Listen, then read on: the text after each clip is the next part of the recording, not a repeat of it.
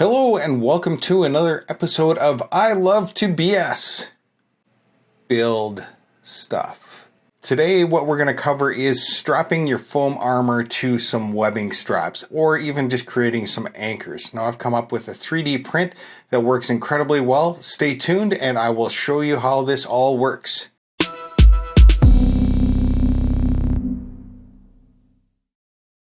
Don't forget to hit subscribe and hit the thumbs up, please. It would make a big difference for my small, feeble ego that needs every little ounce of people saying, "Hey man, good job," little pat on the back. Makes a big difference to me. And stick around to the very end. I'm going to show you a ninja trick with a hot glue gun that not many people know. This is what I've come up with. Now, these two were original designs, but I have since decided that they are no good. Part of the reason why is that these ones here that I've made are flexible, so they work better with the foam.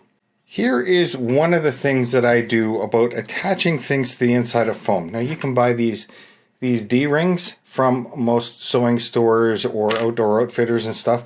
And what I end up doing is really simple. Now what you can do with these D-rings is that you get a stack of 3, you put them through a piece of webbing, and then you glue the webbing down to the inside of your foam armor. Now with these 3 rings you will be able to feed another piece of webbing through these, and I will show you exactly how I feed it through using one of these.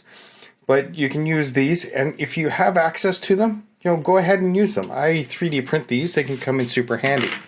Now, you're probably wondering, why is there a yellow thing here? Well, what I did is I made some 3D printed flat pieces, and then what I did is try different types of glue. This is CA glue, and you can see that that glues quite well to the foam. So CA glue will glue the 3D prints to foam, no problem. This here is hot glue, and you'll notice that it glues the 3D prints incredibly well to the foam. And lastly, what I have here is contact cement, and again, it glues things quite well to the foam. So basically what I'm getting down to is that you don't have to worry about the kind of glue that you're using to attach these. What I have done is I've gone into Onshape and I've designed up one of these things. If you're interested in the design process and want to see some videos of that, I am more than willing to do it, but you got to let me know in the comments below if it is something you would like to see. So basically what we've come down to is this 3-pin version, and then we will look at and that is the 2-pin version. So what we've done is design that guy up. Pretty simple as far as I'm concerned. And then what we will do is print these guys out.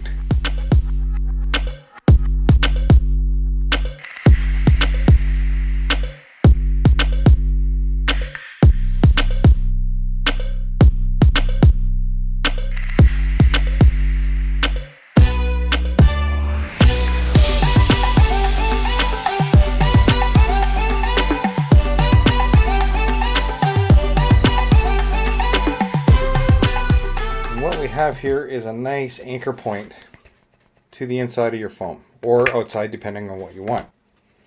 This is the trick to getting things to lock down. Now push the webbing through, get like a little screwdriver or a pen or something like that. That'll help you push the webbing through if you need to, just like that. And you're going to pull it up from this edge here, and you're going to pull it through. Then you're going to feed it back through this guy right there. So now we've got this. Why do I have this? Well, let me show you something. Is that you can move the webbing back and forth like this, but as soon as you lock it down and you push it through this little hole here, what it does is it creates a little pinch point. So now I can't pull that webbing out anywhere. So it locks in and it works really well. So let me get you a little profile so you can see what's going on there. And that is basically all there is to this guy. Is just a little 3D print, and you can go like that. Now remember, for those that don't have a 3D printer or have friends with 3D printers, you can buy 3D rings and place them through, or 2, whichever you choose. and we put them onto a piece of webbing like this, and we glue the webbing down on either side, and we can do the same thing. So the idea with this stuff here is simply that you can move stuff around, but it also is nice firmly attached to your foam, and it will also flex a certain amount, which is something that you probably want. The two-piece, same idea. You can glue it down to anything. It hooks on there, and once you're on. It's going to tear the foam out before it comes off, and you've basically got a really nice anchor point to work with. In this case, let's grab another scrap of webbing, is that you can come in and let's say this is the tail end. This is the last piece of armor that you need to work with. So what I've generally done in the past,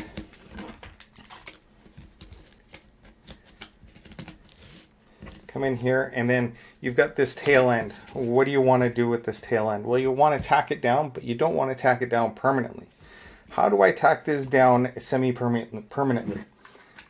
This is where you come into hot glue. Now, remember earlier I was saying hot glue, it's really not semi-permanent. Well, what you can do here is you can leave just a little bit of a dab right about there.